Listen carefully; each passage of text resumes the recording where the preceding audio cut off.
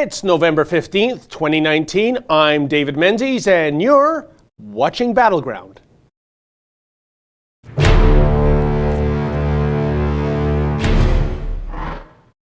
Okay, so the first thing you're saying is, where's Ezra? Well, Ezra is east of St. John's, west of Madrid, north of Antarctica, and south of the moon. In other words, he's in a aircraft at about 30,000 feet coming back from the UK, and just couldn't make it in time for this show. But you know what, folks? In the spirit of upcoming Black Friday, you get two for the price of one today, two Rebels, and I'm talking about my lovely co-host, Sheila Gunn Reid. How you doing, Sheila? That you made it to the office in Toronto, because up until about, 40 minutes ago, I was going to be sailing this ship alone. So I'm very happy to be joined by you today, because it is a busy day for me here. You know what I was thinking? How does Alex Jones do like 3 or 4 hours of straight live broadcasting every single day? I was sitting here with dread from like having to pre-record stuff before you came along, and then doing this, then doing my daily, then doing some other work for the Rebel. I don't know how that guy does it, but if he can do it, I can do it. So I'm very happy to be here live on this beautiful Friday with you. Well, just to clarify, Sheila, do you mean our Alex Jones or the Alex Jones? Or is our Alex Jones the Alex Jones? We do have a guy here called Alex Jones, right? Yeah, and our Alex Jones is so non-conspiratorial, it's not even funny. He is like bizarro world Alex Jones. He's so level-headed and calm, and he has like the lawsuit radar that we all know and love him for. He's totally the opposite of the Alex Jones of InfoWars fame. Should we tell everybody what we're doing here today? Because I think that maybe we should kick off the show by telling everybody what exactly happens on Battleground. This is our weekly live show. Ezra normally does it, like you pointed out, David, but it's an opportunity for us to interact with our viewers, and I actually brought it up on the screen because I never know the numbers. But to live chat with us for $2 to $4.99, you can comment up to 50 characters, and it'll highlight your comment, and that makes it easier for us to pick it out and read it. And it could be a comment, it could be a question you want us to ask, could be a topic you want us to talk about. For $5 to $9.99, you can have 150 characters, and your comments are pinned to the top of the comment stream for 2 minutes. And then if you're feeling extra generous, it just goes on and on from there. Indeed, and we appreciate all your support, folks. As you know, we're not one of Justin Trudeau's paid state stenographer organizations, nor are we the CBC. So to keep the lights on, we depend on you, the generosity of our viewers, and you always come through for us. Well, Sheila, what a week. And I think the first story we have to talk about is a story that's 5 days old, but as I say in this business, it has legs, and it's not going away, and it hasn't ended. I am talking about the unceremonious firing of Don Cherry by Sportsnet, basically for comments that, to quote Clara Peller, the old spokeswoman for Wendy's, where's the beef? Sheila, the thing about this story, this is the way I look at it, is that whether you like Don Cherry or not, this is an icon. This is a guy beloved really by millions of Canadians. Lord knows how many millions of copies of Rock'em Sock'em Hockey he sold. He was known as the man that was part of a show that was the most watched 7 minutes of TV in Canada every week. And yet he came up against what we are increasingly facing in this society, Sheila, cancel culture. And the chilling thing is, this is more than just a show being canceled, if they're canceling Coach's Corner, and really how can it go on without Don? This is more than a beloved broadcaster losing his job. This is all about, say one wrong thing and you get the death penalty. And because it happened to Don Cherry, 38 years he spent in that Coach's Corner, because it happened to him, Sheila, it can happen to anybody in this land, don't you think? Well, yeah, it can happen to anybody, although primarily it happens to conservatives. Yep. I mean, we like to think that it can happen to anybody, but it's not happening to just anybody. It is happening to conservatives. And I think the liberal left in this country has had it in for Don Cherry for a very long time. They are so resentful that this longtime conservative, I mean, I don't think he's ever come right out and said he's conservative, but he's supported Doug Ford, he supported Rob Ford. He called Catherine McKenna a kookaloo. So, I mean, they've had it in for him for a long time. I think there's a vendetta from the CBC at him. And I also think the Venn diagram of people who wear no poppy or the rainbow poppy and people who don't watch Don Cherry and people who are outraged at Don Cherry that's like a perfect circle. I mean, Don Cherry, all he did was call out the Poppy Dodgers. That's all he did. And he gets to call out the Poppy Dodgers. A guy who's done that much veterans advocacy work, who's commemorated the fallen soldiers on his show. You know what? He gets to call them out. If anybody does, it's him. And he's 85 years old. Yeah. 85 doing we say live TV, but it's on a 30-second delay. I mean, if anybody at Sportsnet had a problem with it, they could have said something.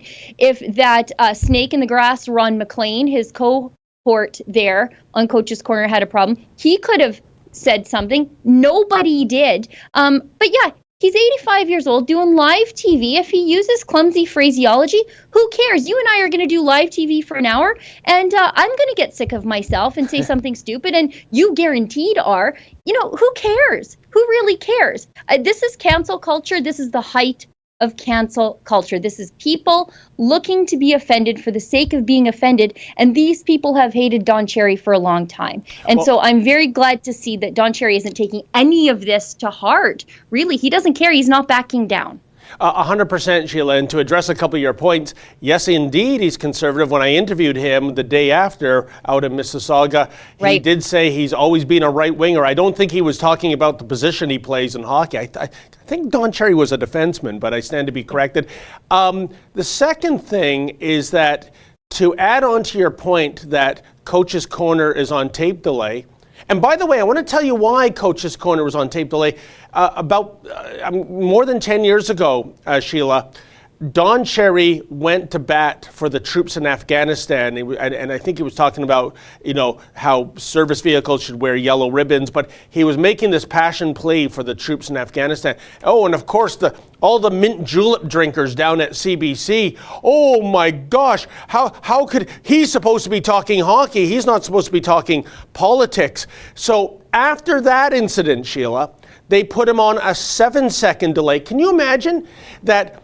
Back then, they thought that speaking out in support of the war and in support of our veterans was considered so egregious that we have to have a 7-second tape delay. But I'll tell you one thing, Sheila, because I know how they think down at the CBC. Had Don Cherry condemned the war in Afghanistan? That's okay. Nothing to censor here, folks. That's simpatical with how we feel. But more to your point, in addition to that slight delay, Coach's Corner is filmed, it's taped between the first and second period of the East Coast game, the earliest game. It is then, I believe on that Saturday, there were 3 other games, Manitoba, Alberta, and Vancouver time. It was rebroadcast in their time slots. So not only did the producers at Sportsnet not catch anything when it first aired, they let it repeat and repeat and repeat. And this is why I think this is a manufactured crisis, Sheila.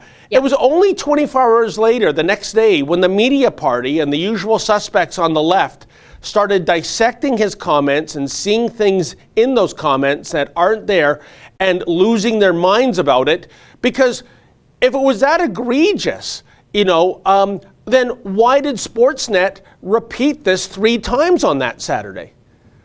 Yeah, because it wasn't egregious. Yes. This is completely manufactured. Nobody who actually watches Coach's Corner gives a rip about this. This is all people who, after the fact, are part of this cancel culture mob. They lit their pitchforks and torches, and they don't like Don Cherry to start with. They certainly don't watch hockey, and now they're outraged just for the sake of being outraged because they're so offended that this open conservative is on TV talking about a sport they likely don't even watch or care about. And we'll get to that in a bit. But we have a couple of super chats, I think, 2 here so far. Oh, they disappeared from my screen. There. Oh, wait. So Primpal08 says, Bobby Orr came out in support of Don Cherry. Great to see. Orr was my favorite hockey player when I was a kid. Actually, in preparation for the show, because I prepare for the show, David, I don't know about you, but I do. I actually pulled up Bobby Orr's comments that were in the Toronto Sun. Beloved Joe Warmington. Oh, he's just been so good on this. Love the scrawler. Love the scrawler. One of the best shoe leather journalists in the business. Yep. One of the few remaining shoe leather journalists in the business. He's, and he's got such a great rapport with so many people. He's generally liked across the board. But Bobby Orr said, to throw him under the bus like this is wrong. Are you listening, Ron MacLean, by the way? And for his partner to do it as well, shame on him. And so... no, you're 100% right, Sheila. And I'm appalled by the lack of active hockey players. I read some of the comments of those players on the Leafs roster. First of all, what is it with professional athletes, and this is in basically all sports with very rare exceptions, Sheila, that they start talking as though a cement cinder block hit them on the head. The guys in the room, we give like 110%, And they speak in cliches and they don't take any stance. And I know, folks, they've all been media coached. They've all been told what to say, but wouldn't it have been great for one? I don't. Correct me if I'm wrong. Bobby Orr is long retired, Sheila, but I don't think there's been one active hockey player that I know of in the NHL that stood up and said, "This is wrong. This is bullshit." I haven't seen that, and the way he's gone to bat for these guys for almost 40 years, that's despicable. But Sheila, here's another point. And it has to be made, it was something I addressed with Don Cherry when I spoke to him and with the protesters outside Rogers, is that right now, his comments are being presented as anti-immigrant, as racist, as bigoted. We don't know, there's no empirical study that I know of that looks at the amount of newcomers to Canada that wear the poppy. That study doesn't exist. So maybe this is based on anecdotal evidence. What if, Sheila, we have people from all over the world living in Canada, and maybe there are immigrants to our nation, not out of maliciousness, not out of disrespect. They're not wearing the poppy because they come from a country where this is completely unknown. This is a part of some countries in Western culture that, even the U.S. doesn't wear the poppy on November 11th. And maybe the onus is on us to educate these people and say, hey, listen, the rights and freedoms we love and that you've come to our country for are based on so many of our war dead that we honor on this day. What I'm getting at, Sheila, is say that is the case. Are we at a juncture right now where stating a truism, reporting the truth, if it's offensive to the usual suspects out there, therefore it is hate speech and therefore you are deplatformed? Is that where we are right now? You can't say something that might indeed be true? Is this a trick question? This just happened to Don Cherry. You raise a great point. Our American friends, so the people who are, I don't know about down east, but I know as Albertans, our American friends are probably the closest to us, culturally speaking. We know so much about their history. They know enough about ours. And even some of them, not even some of them, I would say a lot of them, don't realize that we wear the poppy, as do so many Commonwealth countries. This is a Commonwealth country phenomenon to honor our war dead. And it's okay to say that if you don't know, let us tell you so that you can. And Don Cherry, that's the point he was trying to make, and he wasn't even able to. I just wanted to finish up with Bobby Orr's comments, because Bobby Orr calls out everybody for turning this into a fake controversy. He says, I know what he was saying. We all know what he was saying. He was saying we should buy a poppy, all of us. Don loves our great game next to his family, and the most important people in his life are the military, the police, firefighters, and paramedics. He's no bigot after 38 years on television. If you haven't figured out Don Cherry, there's nothing I can do. You have no idea the stuff he does for people that nobody knows about. Don is the most generous, one of the most generous people I know. And that's Bobby Orr. And How refreshing. How refreshing. You know, that's a guy, though, who doesn't stand to lose anything by saying this sort of stuff. He's retired. He's not on TV. He doesn't really care. Excuse me. But on the flip side, sorry to interrupt you. On the flip side, we see athletes all the time taking far left-wing stances. Oh, yeah. We see athletes taking a knee instead of standing up when the American national anthem is sung. And that's fine. People are like, yeah, that's their free speech, good for them, whatever. But when you come out on the flip side of this, and you come out as someone who's pro-liberty, pro-military, pro-remembrance, really that's what this is all about. This is pro-veteran. You can get kicked off TV for it after 4 decades. And you know, Sheila, I have to point out here, it's something I've noticed that, well, we know the media does swing left. But when it comes to sports journalism in this country, it is almost 100% left. Even those columnists and reporters working for right-of-center newspapers like the Toronto Sun, you know, they are all woke. They are all like pro-Kaepernick. They are all pro, don't go to the White House, you players, to meet with Trump after you win a championship. I haven't been able to connect the dots why that is so. But again, I just want to say a personal anecdote based on this Remembrance Day that suggests that maybe Don Cherry was right in his observations. You know, Sheila, every Monday here at Rebel World Headquarters, we have our 10 a.m. Monday meeting to plan out what we're going to do for the week. So on Monday, on the way into that meeting at 9:45, I went into a Walmart, which has a McDonald's, to buy my coffee for the meeting. And so, in other words, we are an hour and 15 minutes away from November the 11th hour, okay? And I counted more than 50 people in that Walmart, right? And we're literally getting to the 11th hour. And of those more than 50 people, I counted 5 wearing poppies. And this is a very diverse area where this Walmart's located.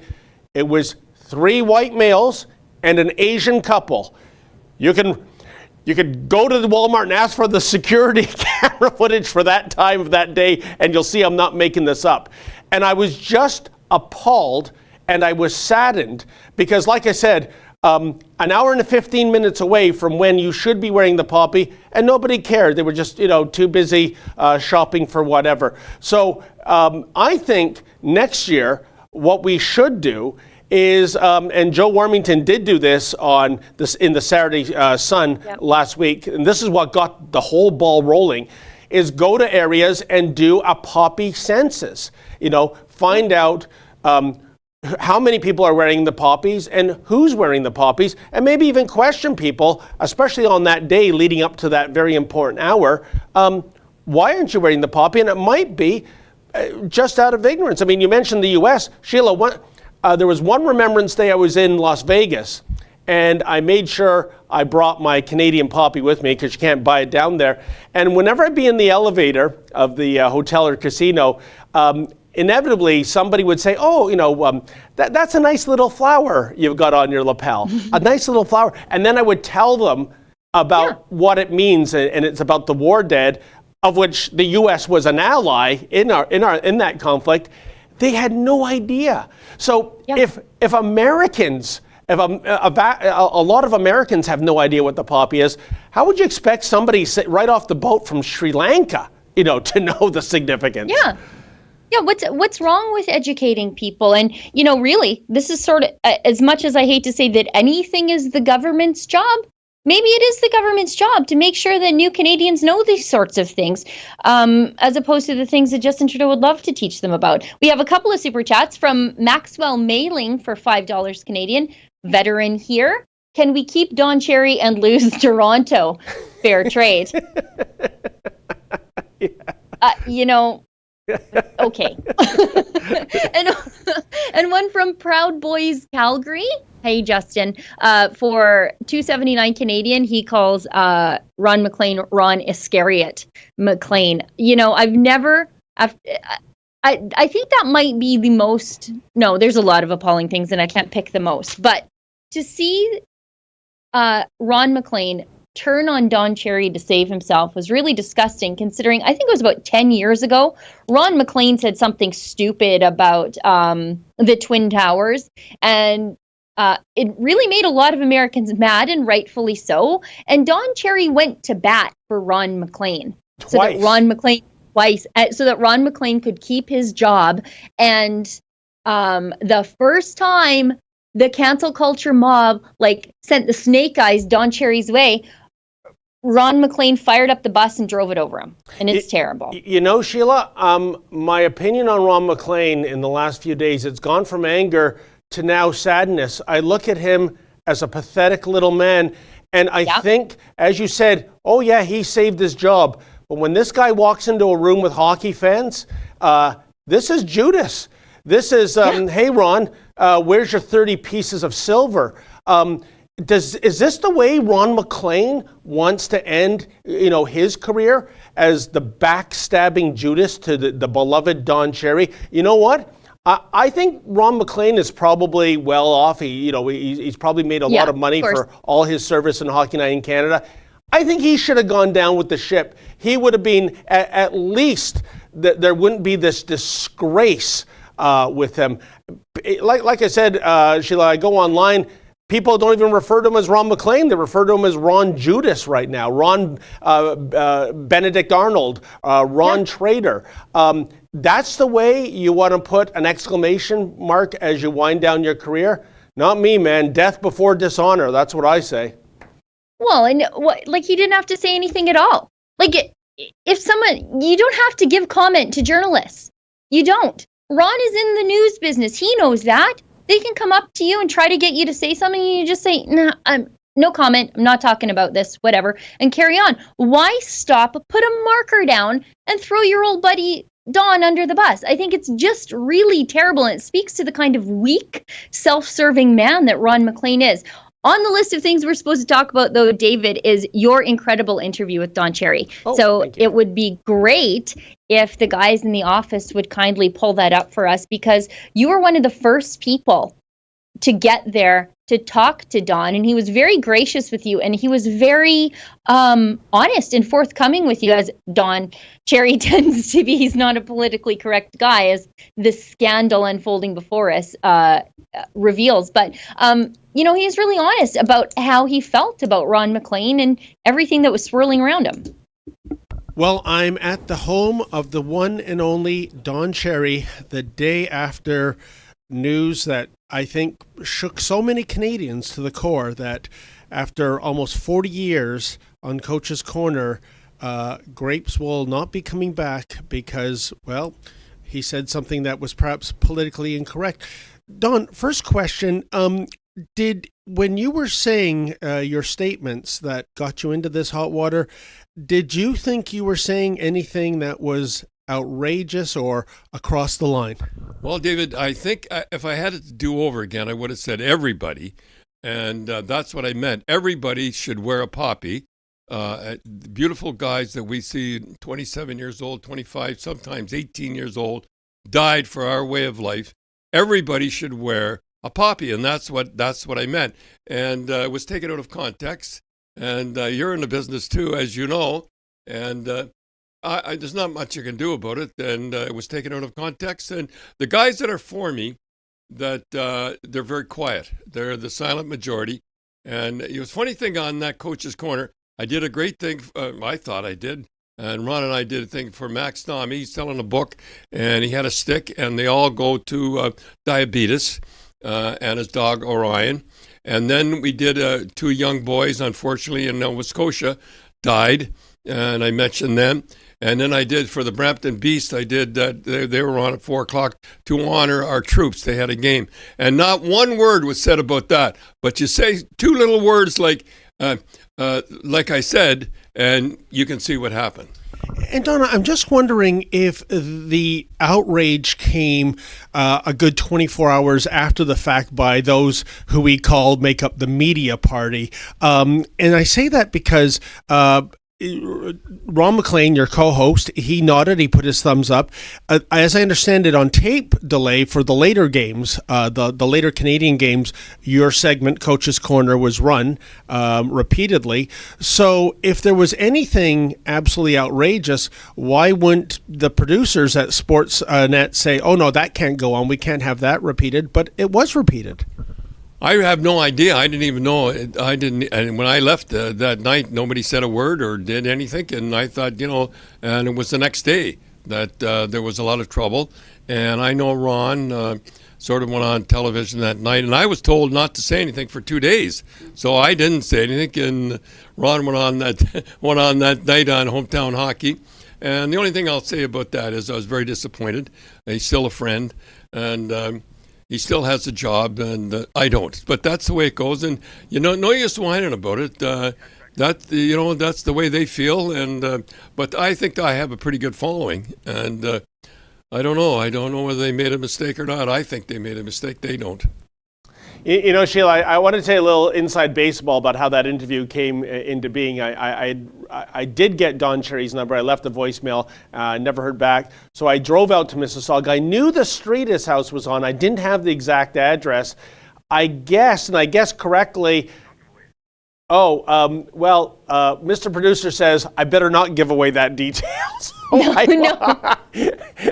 Yeah, no, don't. But when I rang the doorbell, to my shock, there is Mr. Hockey, Don Cherry, coming to answer it. Larger than life to me, and I apologize. I said I'm sorry to come unannounced. I did leave a voicemail, Don. And I said, I'd love to get your interview, to find out. And you're right, I was the first journalist there the morning after. And at first he said, I'm a little tired. I just walked my dog, right?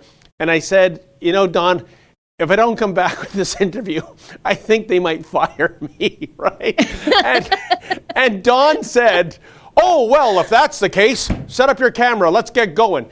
And great. I say that because Sheila, I know some sports writers in the business that have told me off the record tales of some of the major league athletes they cover.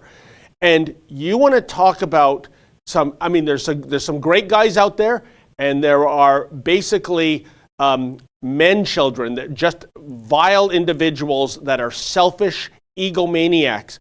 And I can tell you with some of the stars in certain sports leagues, if I had used that line, if I don't bring home the bacon, my job is done, they would probably say, not my concern, why should I care? I mean that.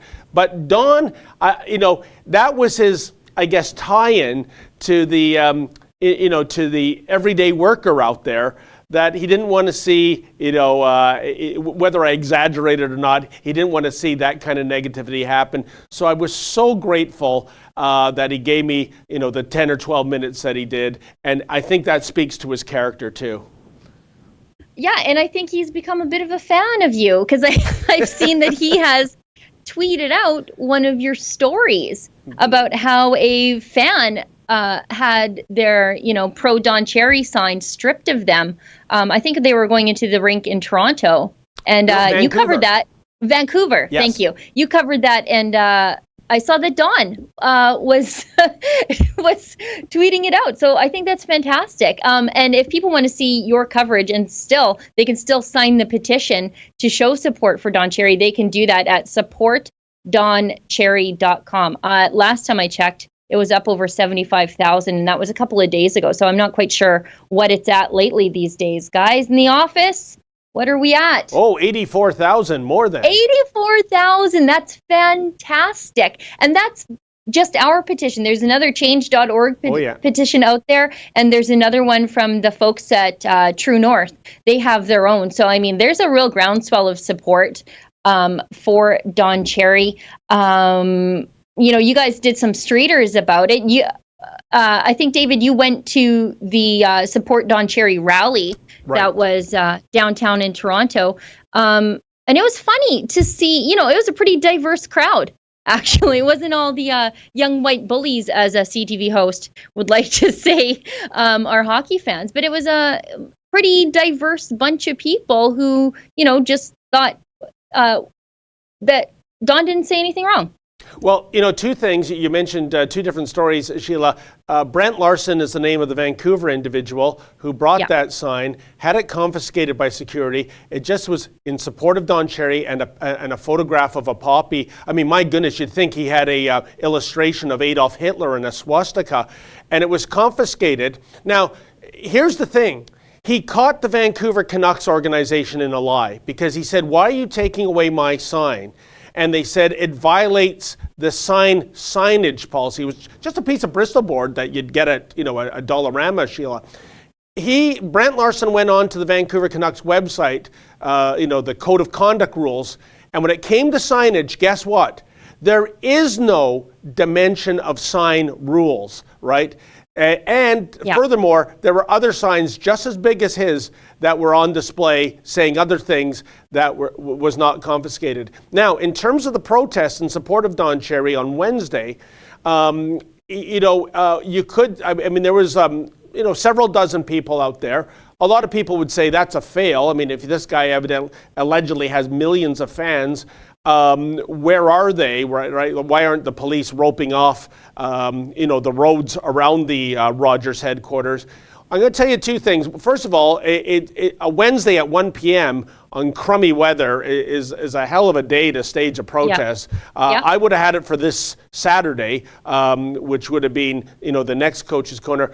But here's the more insidious thing, Sheila, because even some of the protesters there didn't want to go on camera, and it wasn't because of rebel derangement syndrome. It was basically, a couple of them told me off camera, "Look, Dave, I totally support Don. I love you guys. But if the wrong person sees me speaking about this," can you believe that, Sheila?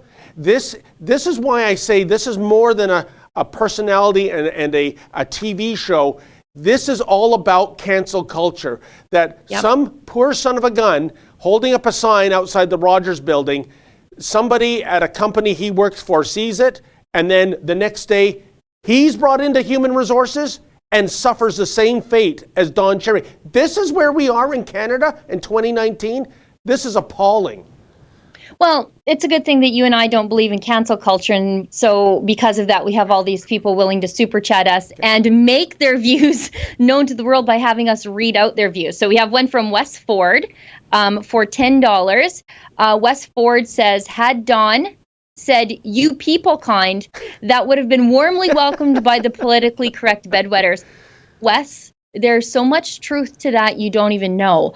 I thought people kind was a gaffe, maybe, but in further access to information investigations I've done, this sort of politically correct language, this gender neutral nonsense, I think it's something bureaucrats are genuinely concerning themselves over and fussing about getting it right. Yesterday, I did a story about the Edmonton U-Haul truck terrorist, Abdullahi Hassan Sharif. He ran over a cop, then got up and knifed the cop. Then he commandeered a cube van and then ran over 4 more people, and he had an ISIS flag found in his car. I did an access to information investigation because I wanted to know what Immigration, Refugees, and Citizenship Canada were talking about with regard to him, as it was coming out that the reason he was in Canada was a complete and total failure of immigration screening. He had been ordered deported from the United States back to Somalia since he was in the United States illegally.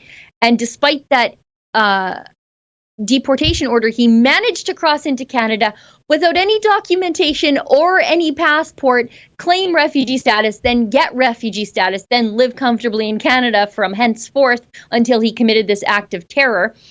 And I found the immigration officials concerning themselves with such things as, do we use the word people trafficking instead of human trafficking, as in human, I suppose because it has the word man or within it. That was too troublesome for them to be talking about this exploitative immigration crime, that human wasn't inclusive enough. So they were talking about, well, should we use people trafficking? Like, what's the right word to use in our press releases? It was very weird, just weird. And you know something, Sheila? Here's the ultimate perverse irony of the whole situation. People kind, coined by a prime minister, caught several times donning blackface and brownface that the media turned a blind eye to or went out of their way to make excuses for. And it is, but when it's Don Cherry, they lose their collective minds and they go on a jihad. Now, Mr. Producer just told me that we have some clips of some of those protesters outside of Rogers' headquarters on Wednesday. And let's see what the people have to say. Don did nothing wrong. Don did nothing wrong. Don did nothing wrong. Don did nothing wrong. So, sir, what brings you out to this Don Cherry protest?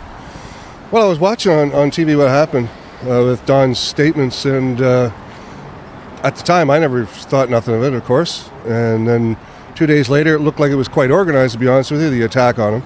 Do you think it was unfair what happened to him then? I think it is unfair. I think that he meant well. He's a kind and generous man. He's represented hockey for many, many years. And I think maybe that he has said something that we should all take notice of.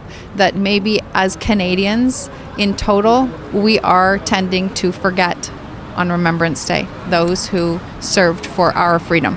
Do you think this is a manufactured outrage? It is. He offended no one. The difficulty is that Don Cherry is always gruff. When you take that gruffness and you add it to his words, I can see how they would misinterpret it. But his statement was absolutely neutral. He could have been just as easily. You could take it as him trying to encourage more inclusion. Could have been trying to encourage more immigrants to join into these things. Now it says, no, Cherry, cancel your Rogers cable. Did you indeed cancel your Rogers service? Absolutely. Yep. What was the reaction when you told the person why you were canceling? I just told him Don Cherry. Write down in comments, Don Cherry, and they'll know exactly what it means. This is about November 11th, Remembrance Day. It shouldn't be about immigrants or racism. It should be about Remembrance Day, about the people that died for us, right? Unfortunately, we always have to turn to these people that are offended and what have you. We need to think about the people that died, put their lives on the line for us, not these people that are offended by his comments, unfortunately. You know, it might have been offensive. It might, I mean, I agree with everything that he said. I can see how some people might take offense to it, but unfortunately, it has more to do with the people that died, Remembrance Day. That's what Canada's about. And Don Cherry is real Canadian. Everybody should wear that. I'm immigrant myself. Where are you from, ma'am? Ukraine. And I wear it. And I speak English in public place. I love this country. Don said people downtown. He said people in Mississauga. He was trying to unify everybody with a patriotic voice and a summons to rally the people in support of the vets. The milk and honey he's talking about is our democracy, our freedom to live in peace and in civility amongst each other. And those freedoms are protected by our veterans that fought for us. And I find it appalling that people conflate that with something of on the lines of racism. And Abdallah, that's what certain people are trying to make this all about, that Don Cherry's a racist, that Don Cherry's a bigot. You are a visible minority. Were you personally offended by anything Don Cherry said last Saturday? I wasn't offended by anything Don Cherry said. I have family members that have served in World War I and World War II. My great-grandfather served for the Somalian Camel Corps for Britain in World War I, and my grandfather served for the same unit in World War II, and lost many friends, had to fight fascist Italy for the freedoms that we hold dear. So, like, even if I do or don't wear a poppy, I still honor him. And that's the thing, as immigrants, we need to realize that we don't need to differentiate ourselves as non-Canadians. We are Canadian. Once we come here and we plant our feet, we're Canadians. We're in it together for the long haul. Oh, I love what that young man had to Yep. say, Sheila. And, and to get back to Brent Larson, the Vancouver father who had his property confiscated, I was saying this to Brent that remember that I think it was 1976, the movie, the Peter Finch movie Network, where you had people, there was that great scene, everybody's coming to their window, sticking their heads out, screaming, "I'm mad as hell and I'm not going to take it anymore." How about everybody going to Canadian NHL hockey games with these Bristol board signs in support of Don Cherry? And hey, if you're worried about being a victim of cancel culture, if somebody at HR sees your face standing up for somebody who's allegedly this bigoted boogeyman, wear a mask. And if the arena, like Rogers Centre here in Toronto, has a no mask policy, wear a burqa, because they let that go. That's diversity. So you can be anonymous and you can state your case. And wouldn't it be wonderful, Sheila, if you saw thousands and thousands of people at Canadian NHL hockey games and it's a sea of Don Cherry support signs and big poppies? It would be incredible to watch the Sportsnet cameras try to go out of their way not to capture any of that footage. No kidding. We've got some super chats that I missed earlier, but Mr. Producer was kind enough to send them to me. We've got one from Fraser McBurney for $5 Canadian. Says, today I got notified for the first time in 3 months. YouTube is up to no good. Yeah, YouTube is always up to no good.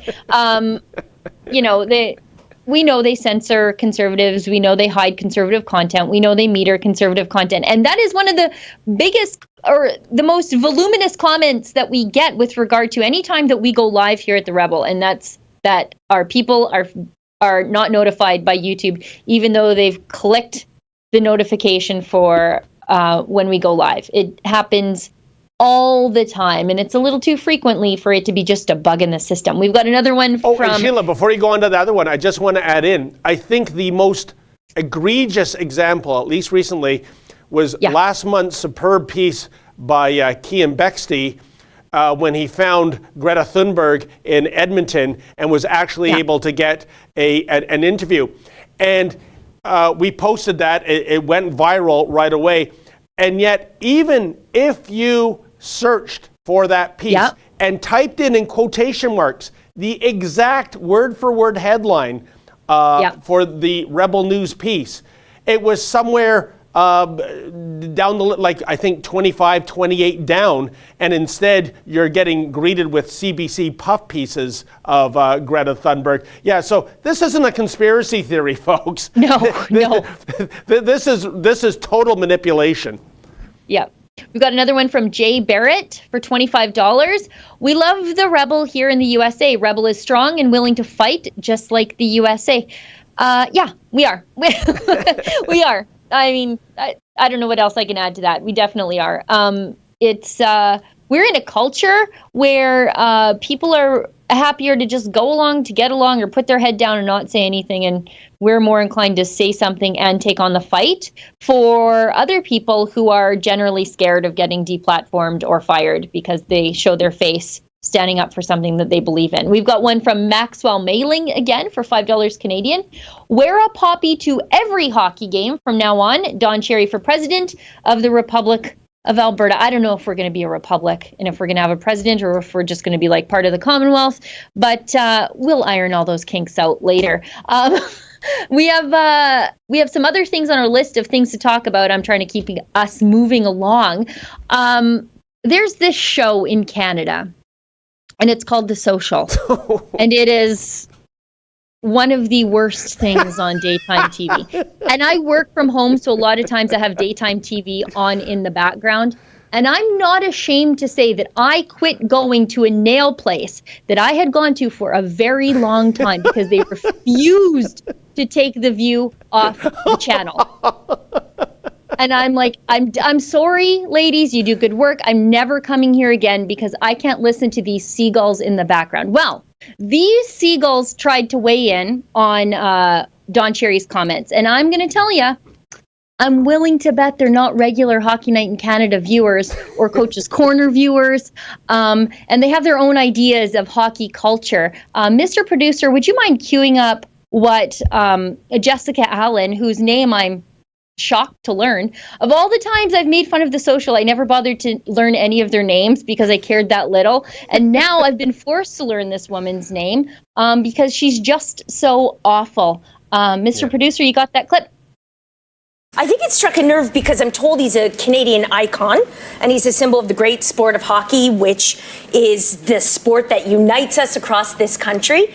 And that narrative is the one that strikes a nerve with me because I don't worship at the altar of hockey. I never have. And maybe it's because of where I grew up, but and going to a couple different universities, there's a certain type of person in my mind, in my experience, who does. And they all tended to be white boys who weren't, let's say, very nice. They were not generally thoughtful. They were often bullies. Their parents were able to afford to put them, spend $5,000 a year on minor hockey instead of $5,000 is a lot of money. You could do other things besides spending your time in an arena. You could go on a trip and learn about the world, see other things, like the world is a big place. Maybe get outside out of that bubble. And for me, Don Cherry is the walking and talking representative of that type. Mm-hmm. And he's the type of person that now people want to and I know he's done some good things, but at the same time, when someone good is also able to make fun of people who believe in climate science, who's also able to be whether he's charming or not, but he's still a bigot and a misogynist, when you're, to have those two things, I dismiss those people. And I find it embarrassing. I find it embarrassing that there's a big chunk of the country that is so upset about this. Hockey doesn't mean anything to me. I'm sorry. It's not part of my Canada. Canadian. And I'm still also a great Canadian. Yeah. I'm tired. Well, Sheila, if hockey doesn't mean anything to Jess Allen, I would like to quote the immortal Dwayne "The Rock" Johnson. Why don't you know your role and shut your damn mouth? I mean, here's the thing, Sheila. Why did she bring race into it? Why the white part of it? You can go to rinks and you will see diverse hockey players. Yeah. And secondly, could you imagine if we flipped that around? Could you imagine any commentator on any platform saying, well, you know what, basketball, I'm looking at the NBA. The problem is, those nasty black boys that play basketball. Holy mackerel. Yeah, or baseball, those horrible Hispanic boys.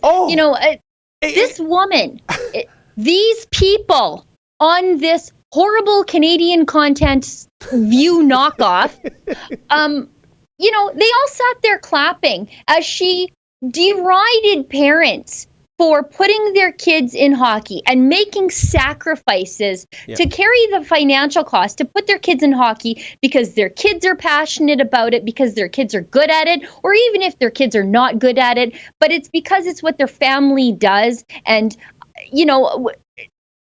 it's what's better. That we say that the entire generation of young people, they're just lazy and they sit on their computers and they play video games and they Snapchat each other their food or whatever kids are doing these days. And then she actually rails against parents who are involved in their children's lives, making the financial sacrifices, getting up at 5:30 in the morning to get rink time in the middle of nowhere. Yep. And it's spending their entire weekends doing things their kids love with people they enjoy to be around. And she actually attacks them for that and says, well, why don't you go out and see the world? What's wrong with seeing Canada, by the way, lady? Yeah, and she makes, I agree, sorry, Sheila. I could go on about this lady all day. when my older son Adam was younger, he was fortunate enough to make a rep hockey team. We were traveling all over, the GTA and far north of it. And you know what? Those are some of the most endearing memories. Those long road trips out where you're just talking, cracking, jokes. And despite the distance, despite the ungodly times, sometimes you talk about bonding. These are, deeply meaningful for me. And for this woman to dismiss it, and to call Cherry a bigot, where'd the misogynist come from? She's just pulling things out of her behind. But I'll tell you something, Sheila, there's a lot of online chatter. How can Bell Media continue to employ her? No, guys. I am not calling for Jess Allen's head. No way. Because Sheila, that would make you and I one of them. If she wants to use her freedom of speech and prove beyond a doubt that she's an imbecile, you go, girl. And she shouldn't be deplatformed. She shouldn't be fired. It's just kind of galling that all the outrage is for those individuals, as you said earlier in the show, Sheila, that are on a particular point on the political spectrum that is right of center. It's a disgrace. Yeah, and she even goes to admit that she doesn't even know anything about hockey. She doesn't know it. She doesn't watch it. She doesn't really know who Don Cherry is. But then she goes on to make these broad, sweeping insinuations about hockey culture. And everybody just claps along like trained seals and nods along like, yeah. And I even think that some of the women in that audience were probably hockey moms. But they just thought, okay, this lady is smarter than me. She's on TV. I don't even know if she has kids.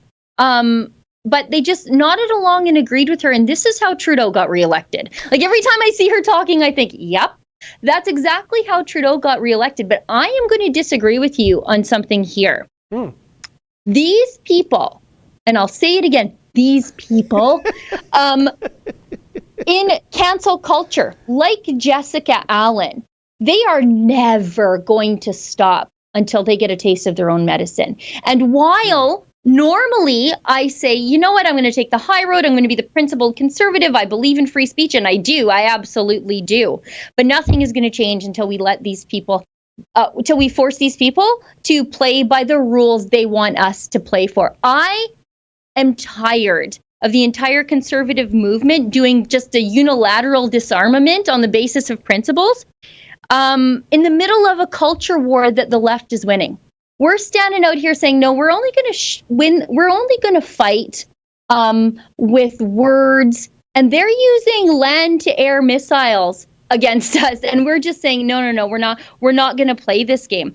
I'm not going to be a conscientious objector in this fight until people like Jessica Allen start losing their job and people like her start losing their job. I mean, the left, the loudmouth left making broad sweeping insinuations against conservatives on TV and really being applauded for it until they start losing their jobs and feeling the fear that normal everyday conservatives have to live with when they dare express their opinions in public. This is never going to change. So, on principle, I'd like to say I'm like, who cares? At least CTV proved to us that there is absolutely a double standard that we think there is out there.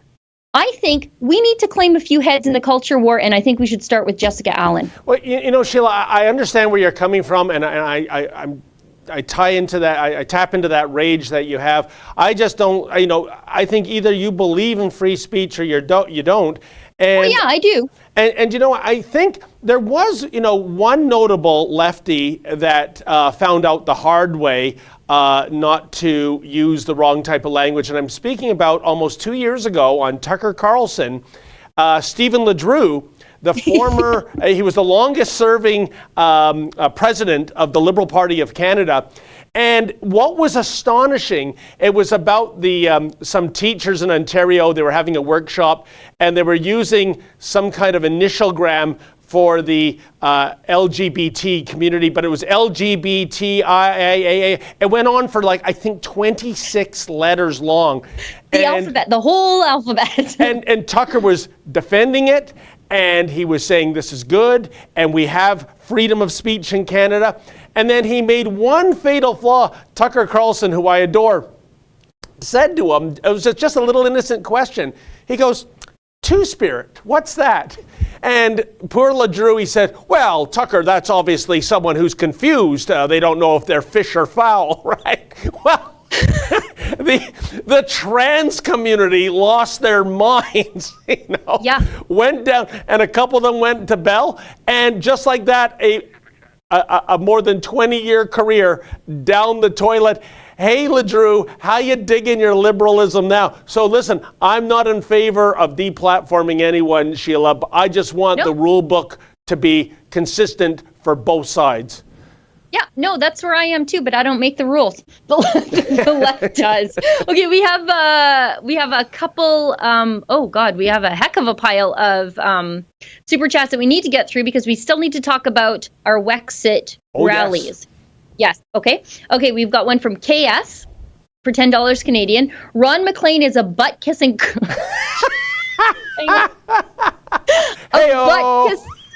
Wait, there's more. A butt-kissing crotch watcher that needs to be shouted down at every public hockey game or hometown hockey event he's at. Make him quit. Judas that he is, rehire Don Cherry. Look, I don't know what Ron McLean is looking at, but he needs to be looking at a pink slip. Mad Dog Steve for $2. Please, Rebel, investigate Jess Allen. I don't think we need to investigate her. She's made herself pretty clear. Proud Boys Calgary, $2.79. Alan's audience is sour middle-aged harpies. There's something to be said for the failures of my generation of women. I don't believe in collective guilt, but if I did, my generation of women would have a hell of a lot to answer for. Sheila, on that point, if I may, we have video evidence to prove that point. You do. I tried to find Jess Allen yesterday. She's gone into hiding, folks. Yeah. But I did interview some members of the studio audience. You don't want to miss that video. I watched that and I'm like, yeah, this is how Trudeau got reelected. Like, this is how. These are supposed to be my people. And then whenever, going to our Wexit, my whole point of Wexit is, in Alberta, we're culturally incompatible with the decision makers, the Laurentian decision makers. We just, there's no there. We don't belong together. And when I see that, I'm like, yeah, of course we don't. Because I look at these women, they're probably my socioeconomic demographic, they're my age, they probably have a couple kids like me, and I think they're like speaking an entirely different language than me. Proud Boys, Primpello8 says, gives us $2 Canadian and says, by Alan's standards, she should be fired. Yep. Proud Boys Calgary, Justin again. $6.99. Shout out to Wexit Rally tomorrow in Calgary. Our boys will be there. Okay, we're going to talk about that in a second. And Christina Pabloka for $27.99. You are amazing. Thank you. I suspect you're pretty cool yourself. KP, $5 Canadian. Yes, we want our head. The left made these rules. That's how conservatives got in this mess, letting the left get away with this. Same rules. That's all. The rules aren't going to change. That's my opinion. The rules are not going to change until we force the left to play by the rules, and then they're going to come around to our way of thinking. And that's about it. We should talk about the Wexit stuff, our Wexit rallies, though. Yes. We have one in Edmonton on November 19th. You can find all the information at wexitdebate.com. You can get tickets there. We have one in Edmonton on the 19th, 6 p.m. to 8 p.m. And that is at the Doubletree by Hilton in West Edmonton, and one in Calgary the very next day on the 20th, again from 6 to 8. And that one is at the Carrigan. And you can find all the information. You can reserve your tickets, find where the location is on a map on wexitdebate.com. What we're trying to do is have a conversation about this, because we are a house of debate. Unlike the cancel culture in the mainstream media, unlike the mainstream media in Canada, a lot of it is coming from the far left coast, and the Laurentian elites and our politicians, both on the left and the right, are really, they're trying to smother the debate on this issue. And Justin Trudeau's re-election has really put this in the forefront for all of us, that the time is now and things need to change, whatever that looks like, whether it's a New Deal in Confederation, whether we just pack our bags and leave and become our own country, our own territory, if we join the United States. What we're trying to do here is get together some smart people, some experts, really, people who have considered the pros and cons, people from the stay side, people from the go side, and we're going to get together and have a conversation whether our self-appointed moral and intellectual superiors like it or not. And you know something, Sheila, I'd be remiss if I didn't say that today, when it comes to that theme of leaving, is a very significant date in Canadian history. On this date in 1976, the Parti Québécois swept to power, and that brought forth, in addition to Anglos fleeing Quebec and head offices and putting Montreal into a downslide, but it led to two referendums, as we know, in Quebec, both of which failed. We've always been concerned and obsessed over Quebec separation, and I would argue that there's been so many demographic changes in Quebec now, it would no longer, in a referendum, a clearly worded referendum, I might add, it wouldn't fly. It wouldn't be nearly as close today. More people would want to stay in Canada. But for those in the East that think, Wexit, that Alberta separation is some kind of crank fantasy, I would welcome those people to go to Calgary, go to Edmonton, go to Fort McMurray, and talk to people that a few years ago had a nice house, a couple of good cars in the parking lot, and now they're going to food banks, right? Yeah. And when you are reduced that way, and this is not people in Alberta, folks, this is not people saying we want a fake subsidy economic system like the dairy cartel in Quebec. This is not people that, in Ontario, the automakers, they need a bailout. These are people that they don't want any government assistance. They just want government to get the hell out of the way and build those, so those pipelines can be built, and this product, this billions, trillions of dollars of wealth underground can go to market. And evidently, that's too much to ask for. So if you don't think this is real, this is as real as it gets, because Albertans, everyday Albertans, are hurting badly, and it's all about a lack of political will to get that province back on the rails again. It's not even about a lack of political will. It's a political will to keep us under the thumb of Confederation. You're right. It's not even that nobody has the guts. This is what's happening to us is by design, especially when we see what's unfolding in the energy renaissance that's occurring in the United States, especially when, like, for example, southern Saskatchewan shares the same oil field with North Dakota. And North Dakota is booming, and Saskatchewan is struggling just as bad as we are here in Alberta. We've got a couple of super chats, and we are way over time, David. We've got one from Wendy's Cafe. Why isn't Peter Downing invited to the town halls?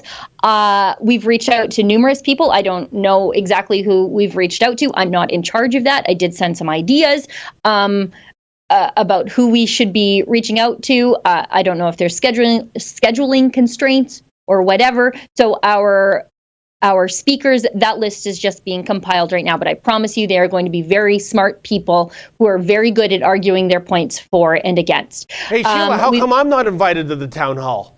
I said smart people. How dare you? That was like right over the plate, David. We've got one from Milos Rodich. Do you remember that Seinfeld episode with Milos? He was the tennis player who couldn't play tennis. Anyways, I'm sure Milos, who gave us $30 Canadian, is a good tennis player because he's generous. Milos Rodich gives us $30 Canadian and no super chat. And we are way over time, so David, please wrap this up. Well, Sheila, it was a delight speaking with you, except for that last part about the smart people getting the invite.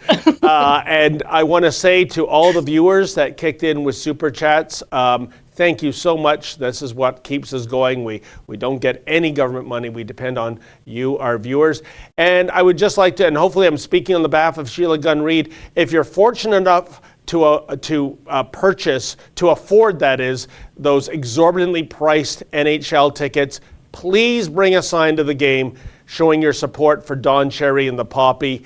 and take a stance. Show Rogers, show Sportsnet, show the NHL, which has been strangely silent on this. If you go to NHL.com, that we care about this great Canadian, and what happened to him was a raw deal. So on that note, speaking for Sheila, Gunn, Reid, have a great weekend, and as Ezra likes to say, keep fighting for freedom.